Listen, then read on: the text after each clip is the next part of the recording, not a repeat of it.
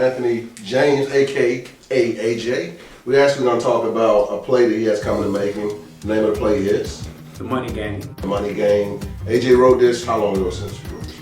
I wrote this probably about 6 months ago. 6 months ago. Yeah. How long did it take you? Probably took me about 3 months to write it. Okay. And still, some things still will change a little bit, depending on how the actors and actresses perceive it. So what's the concept of the play? The play basically has an A story and 2 B stories. My A story is primarily a father who's so consumed with work that he's kind of neglecting his family, trying to make a living for him. That's my A story. My B story is a little girl who wants to have her hair shiny and long like her mother's and like she see other women. And the mother who has a perm was traumatized in the process of getting a perm. Basically, it's a true story from what happened to my sister. My sister Sandra got a perm in her head when she was probably about 13 or 14, and her hair fell out and she had all types of sores in her head. And so, based on some research that she did and I've been doing over the years of studying history, we just kind of wanted to put it out there about some of the harmful effects of chemicals.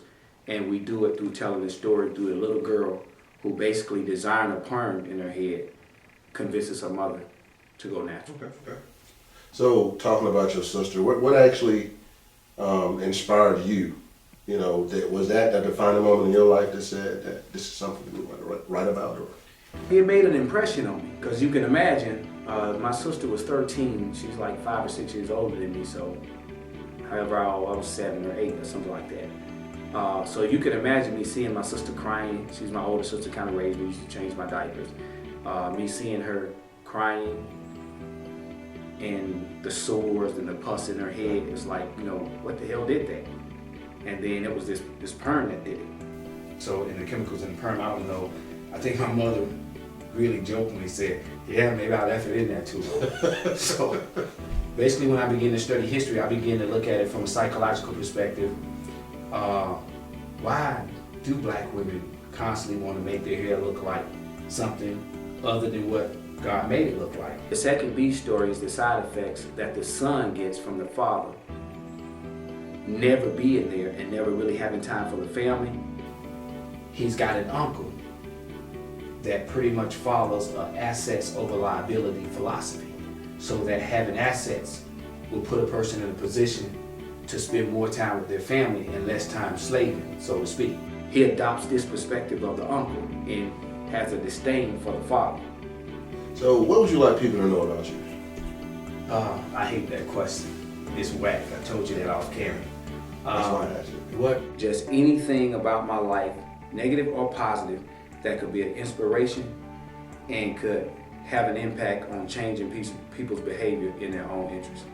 Okay. So, the 13 years that you was incarcerated, what impact did it have on what you're trying to do now?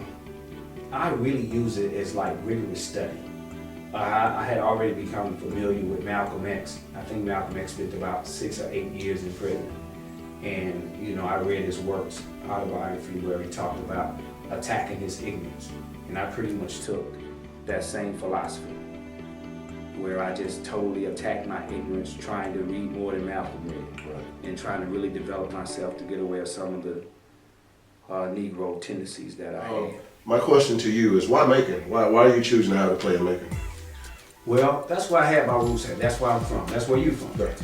So having it in Macon, that's like me going out traveling the world, obtaining all of these life experiences and bringing them back to Macon, bringing it back to a community that basically developed me.